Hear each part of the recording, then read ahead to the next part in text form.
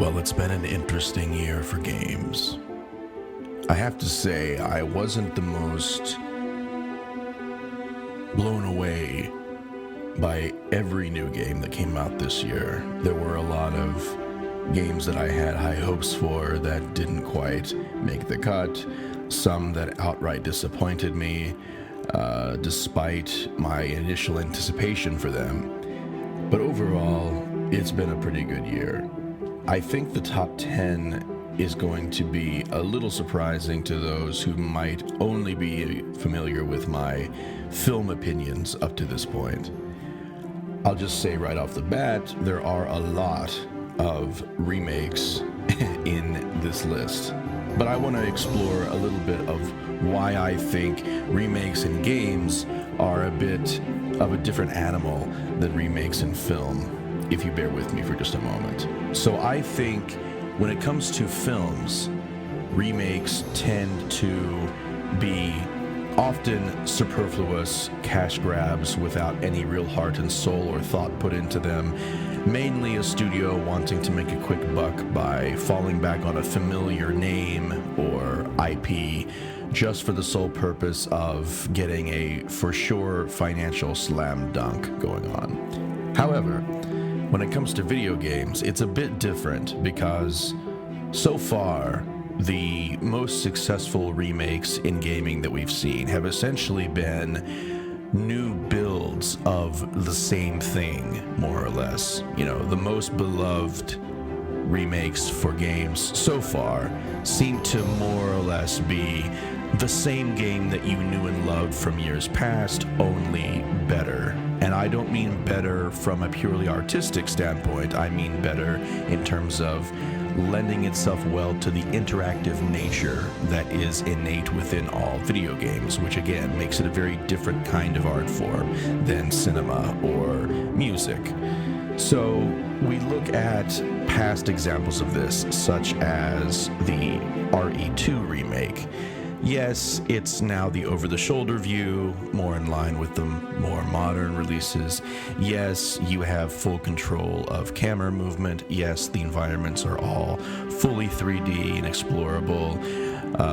Yes, the controls are modernized. All of these are quality of life improvements. And yet, the basic story and progression of the game, the beats that you hit along the way, as well as the atmosphere and the characters, none of that stuff has been significantly altered. So you're getting more or less the same experience as people got when they played the original game, but all of the quality of life improvements have ensured that the game will continue to live on into the future, even with modern gamer sensibilities being what they are. And I think this principle applied then should allow us the wiggle room to say that when it comes to video games, we can be much more forgiving of the necessity and success and worth of remakes, or as I call them, rebuilds, because essentially, like I say, we are looking at a new build of the same thing, just rebuilt for more modern gamer sensibilities, more ease of access, more platform accessibility, being able to run on modern hardware, so on and so forth. So that's how I look at it. Keeping that in mind, let's get started with the list. My number 10 is Zelda Tears of the Kingdom, and I have to say, Breath of the Wild is still my absolute favorite modern game of all time. It's my second favorite game of all time, period.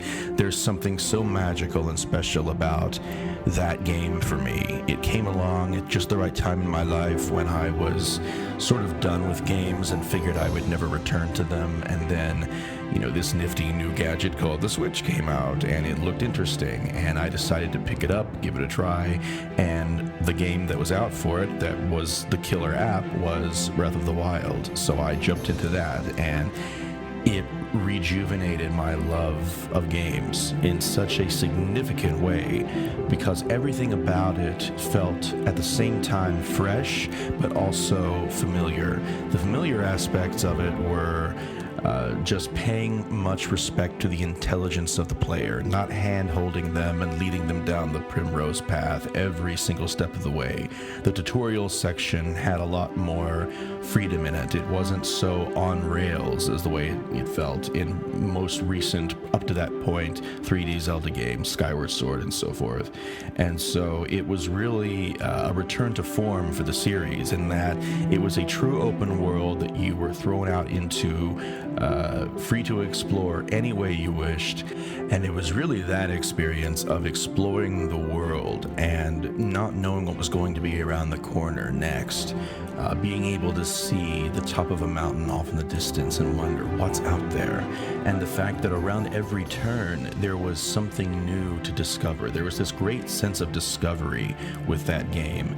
And in that sense, this return to form also led into what made that game's experience so fresh, because for the first time in many, many years, a Zelda game existed that, well, gave the player a true sense of virtual adventure. You really were going out there in nature, and you weren't sure what was just going to be, in front of you next. You never knew who you were going to run into, what you were going to run into.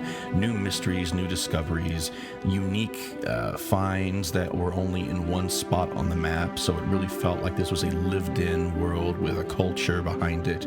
And, I still remember when I first walked into the spot in the desert where you see the gigantic statues in a circle, and it just felt so epic and riveting and gripping, and that game will probably never be topped for me again. But bless Nintendo for trying. Obviously they are a business first and foremost.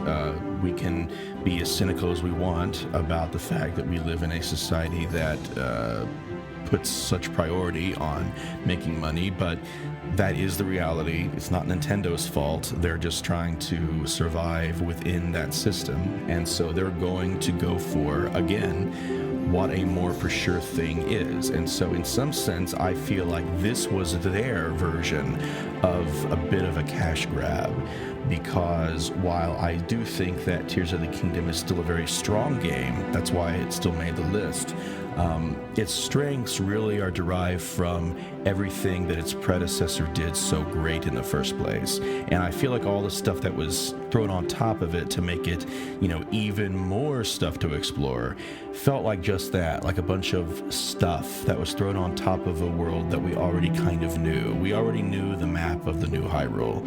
It didn't have that same sense of new, fresh discovery every step of the way anymore. To me, it didn't. It felt very much like we were basically just,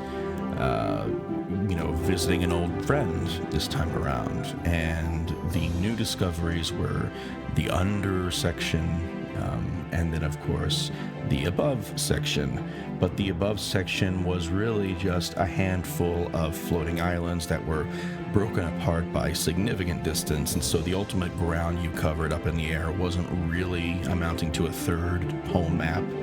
And it's similar with Underground. I mean, you went into the depths, and much of it is just completely barren, pitch black sections, and then there's a handful of concentrated areas within that where you can actually do stuff. And again, the game is masterfully made on a technical level.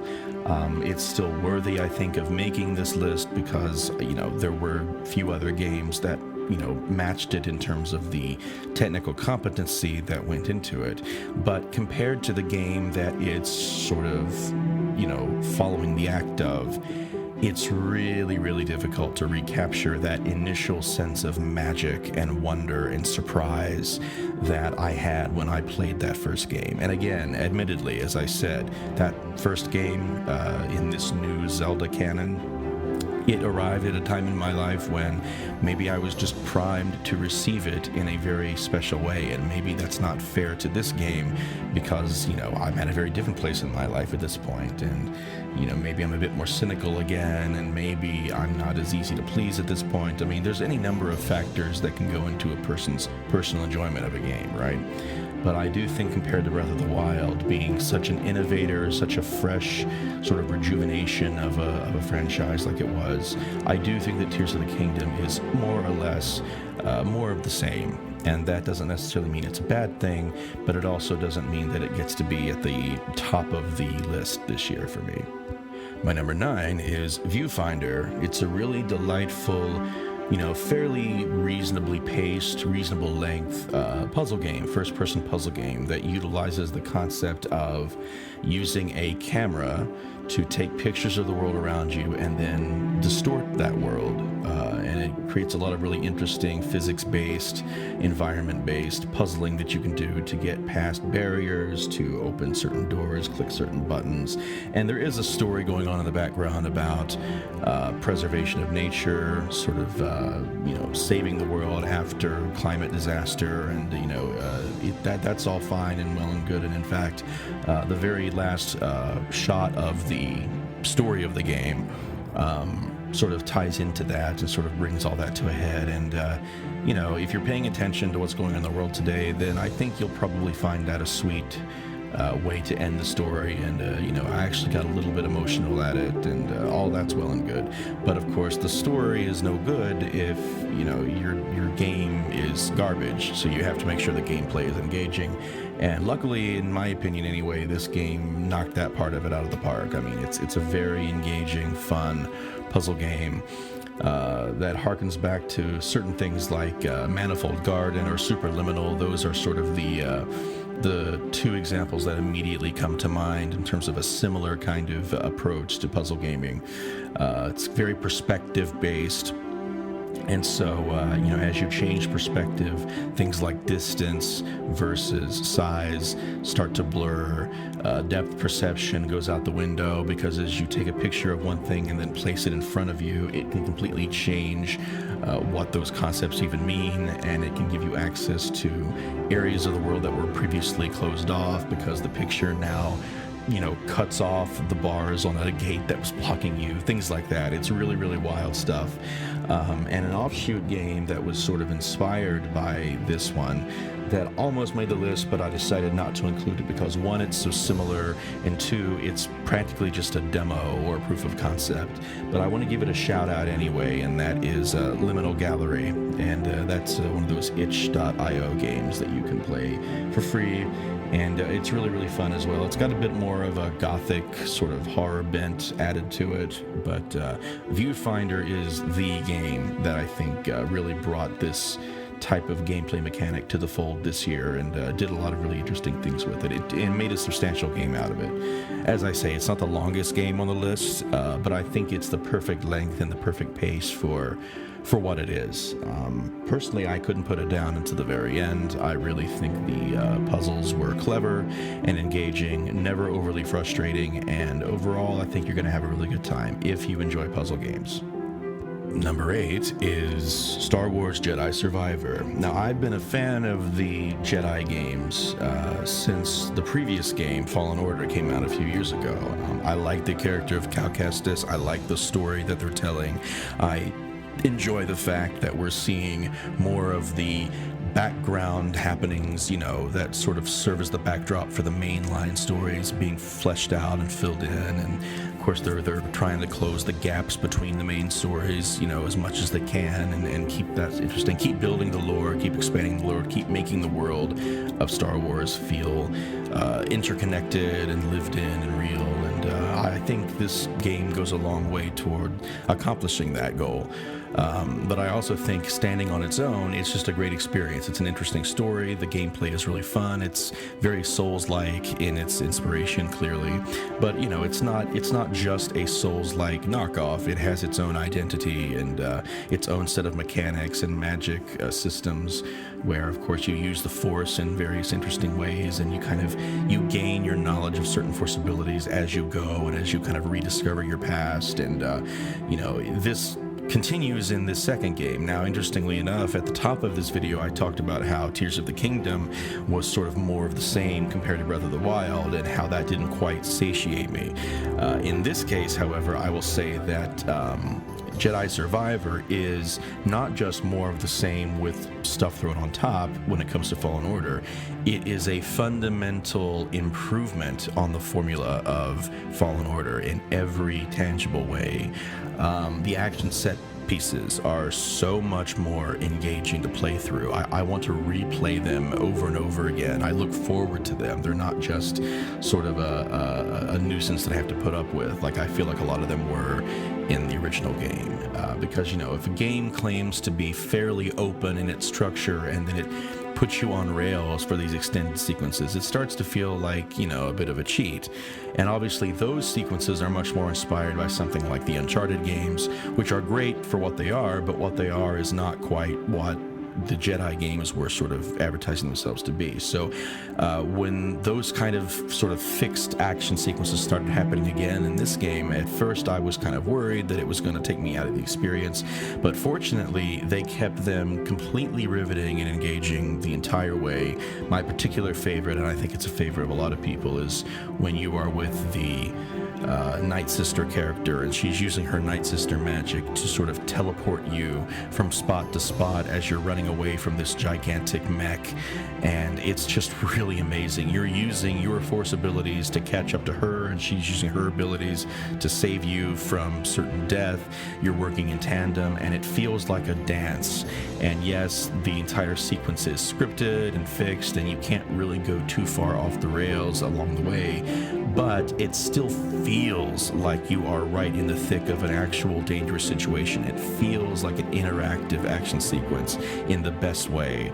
And I just think that they have outdone themselves when it comes to that. It's towards the end game as well, really the latter half of the game, when you get into the more exotic locations and you start having the really epic battles, it just feels like, you know, it was a leg up on not just the competition of similar style games out right now, but also its predecessor. I feel like, Jedi Fallen Order was among my all-time favorite personal games up until this game came out, but then once this game came out, it literally just replaced the spot that I had reserved for Fallen Order, because it's a better game in every way, and it retains the heart and soul of what Fallen Order did, but it just ups the ante in every regard. So really, really brilliant stuff. I couldn't be happier with the game.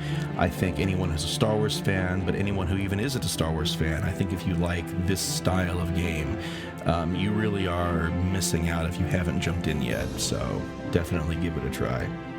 All right, and the next 4 entries in the list are all going to be remakes. And again, we've had this discussion at the top of the video. I don't consider remakes a waste of time in video game land when they are done for the right reason. And obviously, since I'm including them in this list, I think all of these remakes that I'm about to talk about are 100% done for the right reasons. They improve on the experience. They serve as sort of the definitive builds of the existing games that they already, build onto. And I think that these are the definitive versions of the games to play moving forward. So let's just go on with it. Number 7 is Dead Space. I think the Dead Space remake, again, it improves on the original Dead Space experience in every conceivable way.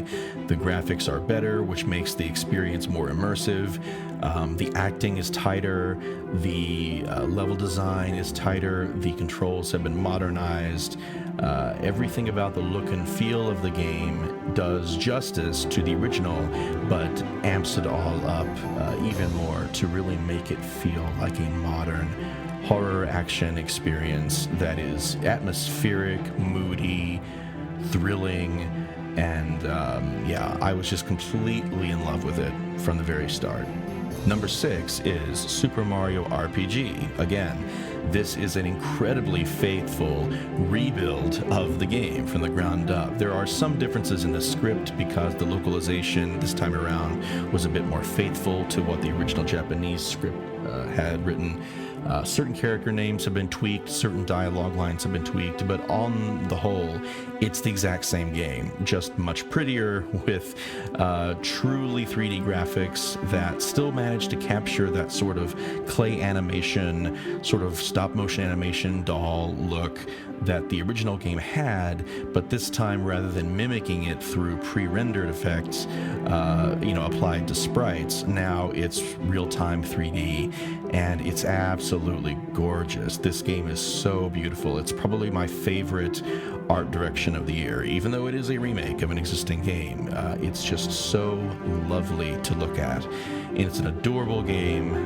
It's one of my all-time favorites anyway from my childhood, and this is certainly now the definitive way to play it. Again, there are some minor differences compared to the original, but they are negligible when it comes to the overall experience of playing through this game from beginning to end. I don't think I'll ever go back to the original build of the game now that I've played this. It is the definitive way to play. If you have not experienced Super Mario RPG yet, this is the time to do it. Jump in. No time like the present. 10 out of 10 game. Still yet. And my number 5 is Resident Evil 4. Again, this is another example of what I consider to be a remake done right. It's just a literal rebuild of the game that it's based off of. It's just the latest version of that same game. It's the same fundamental experience as the original RE4, except now the graphics are better, the controls are tighter and more modernized. The experience of playing the game feels much more in line with what modern gamer sensibilities come to expect. The scale of it is so epic. The pacing of it is perfect. Not much has been changed from the original because the original was already pretty much perfect. But again, this improves pretty much in every way on the original. You're going to have some nostalgia hogs out there who are going to complain because the dialogue isn't spoken in exactly the same way this time around. When a certain character says a certain line. I think that kind of hyper focus on sort of idealizing the past to a fault is weird and goofy and not particularly productive. If you want to play a version of Resident Evil 4 that is the most in line with modern sensibilities of what you expect a quality AAA game experience to be, this is the version to play. And again, in my opinion, it is the definitive version. They managed to even make it a bit scarier than the original while still retaining the action-oriented focus of the gameplay that was so revolutionary at the time. Really, really amazing work. My number 4 pick is System Shock. Now, this one is really only going to offend purists if you are extremely old school and genuinely think that the original System Shock mechanics were worth holding on to and preserving into the future. I do not, and I was there when the original game was out. I love the original game, but it's just no contest. This is the definitive way to play System Shock. Much like all the other games I've mentioned so far on this list, everything about the original that was worth a damn has been retained, and if not even improved upon, and then everything else that's been added has been added for good reason. The mechanics of the game were in sore need of revamping. No longer is there any aspect of it that's point and clicky. It's all sort of on a controller based, first person shooter style control scheme, still using the inventory, still using the upgrade system, still using everything about the original that made it unique, but it also brings it into a modern control scheme that anyone can pick up and play right away. And why is that a bad thing, right? I mean, if you want to be a purist, just to be a purist and say, well, these kids today don't know how to play. Yeah, it's not that these kids today don't know how to play older games. It's just that they'd rather not dick around with a new control scheme to them that feels clunky and outdated when they just want to get the same basic experience that made the original game so special to so many when it was new. And that's exactly the experience that the new System Shock delivers. It is faithful as hell to the original version of the game, and everything that it adds for the purpose of streamlining the experience so that as many people as possible can fall in love with this world, with this story, with the character of Shodan. And I think it succeeds tenfold. I really wish this game were getting more attention, especially in YouTube gaming circles, than it seems to be getting. So many of these kids who are making these top 10 lists don't even seem to know that this game exists, and it's a shame because it's the perfect example of a remake done right. And it's just an amazing game that has been the inspiration for so many games that followed it, that again, a lot of more, exclusively modern gamers might assume were the innovators of their style, when in reality System Shock did it first. And of course, I guess you could say something like Ultima Underworld did it before that. That's going to be the next hurdle to clear. Let's start a campaign to get an Ultima Underworld remake put out there. That would be great. All right, we're done with the remakes. Now on to continuations of existing franchises. So still not purely original, but all of these new entries in familiar franchises are still innovative and brilliant in their own way for their own reasons. So my number 3 of the year is Star Trek Resurgence. And I don't know how many Trekkers I have in my current viewership, but I have to say that Star Trek is probably my number 1 favorite fictional IP. I think it is just brilliant in so many ways. It's really the kind of franchise that you want to keep alive, even in this world of milking franchises to death, because of what it stands for, what it represents about the way it views humanity and the future of the human condition, and how philosophical it is, how progressive it is, how forward-thinking it is, and how much hope it has for the potential of humanity. There's just so much positive stuff I can say about Star Trek, and I think any good video game based on that needs to more or less retain that same passion for humanity and that same hopeful outlook, the same spirit that the franchise has in television and on film. Any good game based on that universe also needs to have. And thankfully, Star Trek Resurgence was all of that. It was everything I was hoping it would be. It's a very choose-your-own-adventure kind of adventure game. It's very in the line of something like the Telltale games, which I know not everyone likes. It's not everyone's cup of tea because the gameplay itself is much more limited in terms of what you're able to do as you play the character. It's more about walking around and talking to the right people and making the right decisions along the way to affect the outcome of the story in an ideal manner. So, if you're not into that kind of stuff, then this game probably isn't going to significantly change your mind. But I will say that for those of us who do like that style of game and who also like Star Trek, this is the game for us. I mean, this really doesn't get much better than that. And I would argue that even if you're not super familiar with Star Trek, I think the game is good enough on its own to stand apart from any prior, existing fandom related to the license that it's wrapped up in. I think that if you like Telltale style games, story-based adventure games, choice-based adventure games, you will enjoy this game quite a bit. You should give it a chance. I think it's another one of those games that's been kind of overshadowed this year by a lot of bigger releases, and undeservedly so. I think this is, for instance, the space game that you want to play this year, even though it's not as open and epic as a certain other space game that a lot of people were really hyped for. I think this gives the superior experience of playing a space explorer and also having a really rewarding story experience, gameplay experience, so forth. And Star Trek Resurgence. Play it. My number 2 is Super Mario Bros. Wonder, and this is without a doubt the best 2D Mario game since Super Mario World.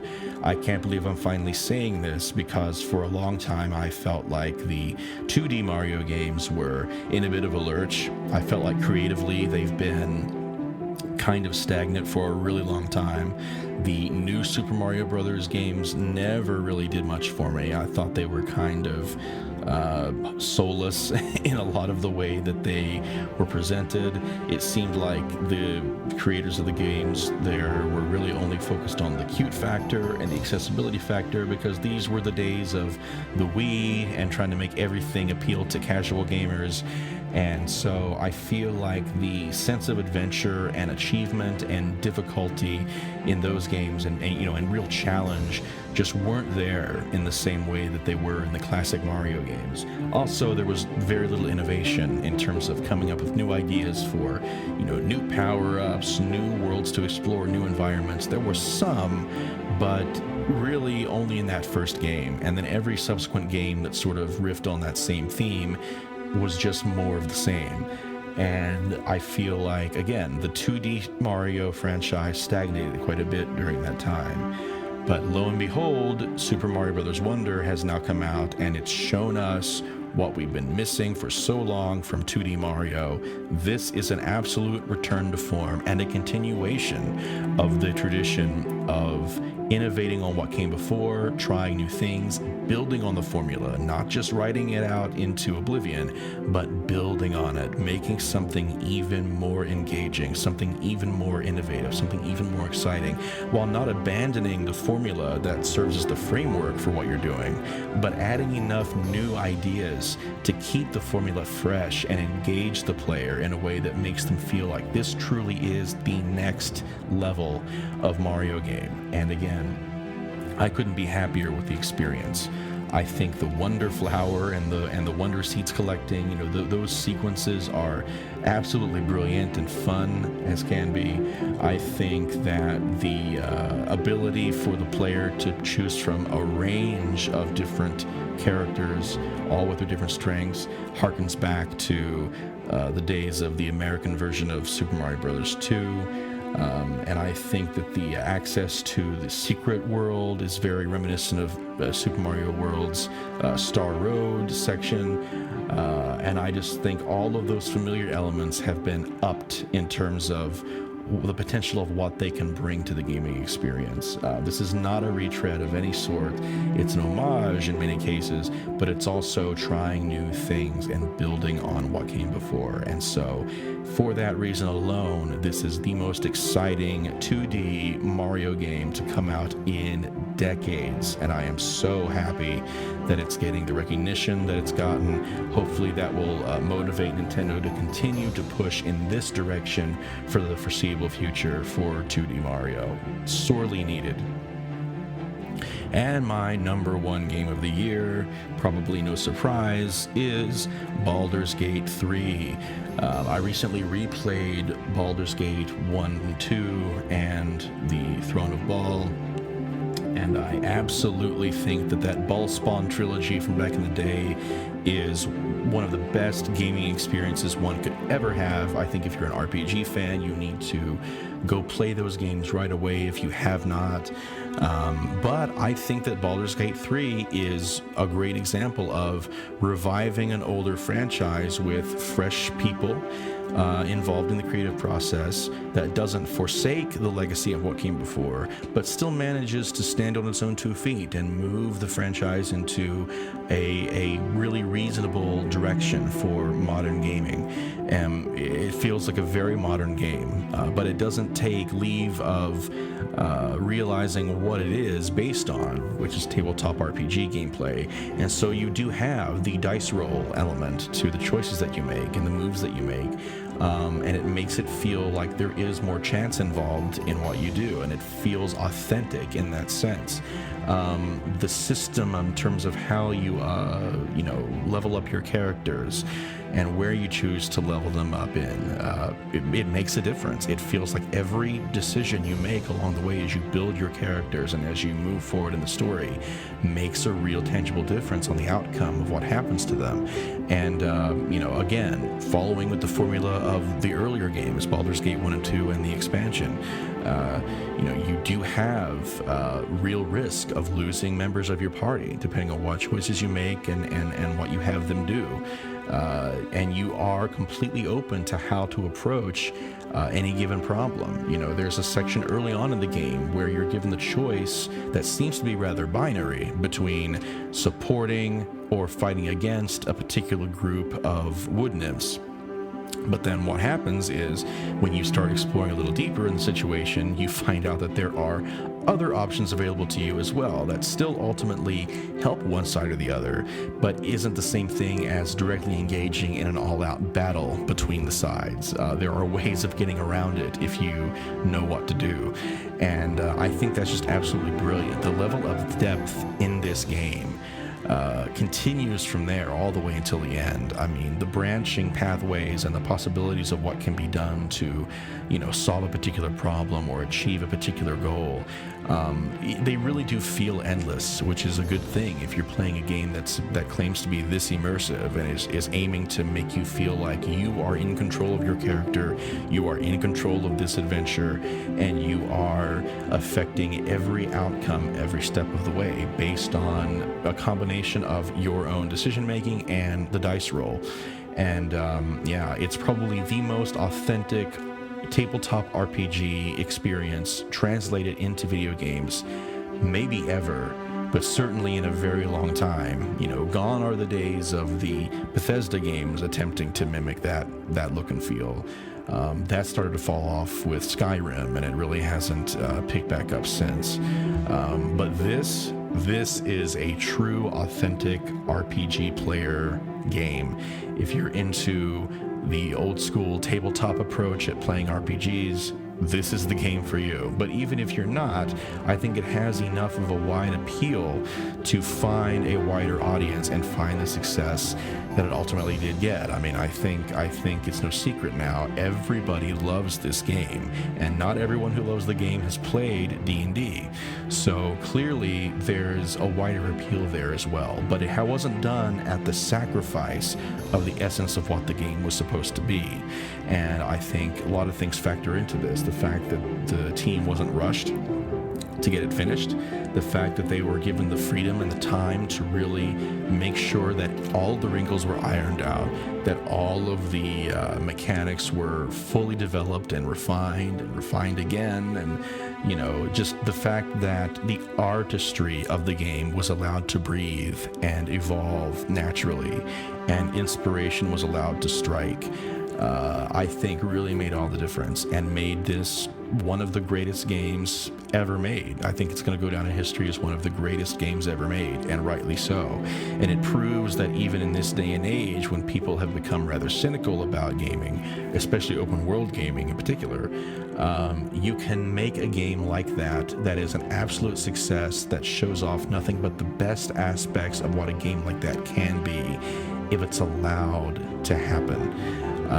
And I think, you know, it just goes to show that, you know, big corporations coming down onto the development teams, forcing them to hit ridiculous deadlines, crunch timing, underpaying, all of that nonsense, it does not pay dividends in the end.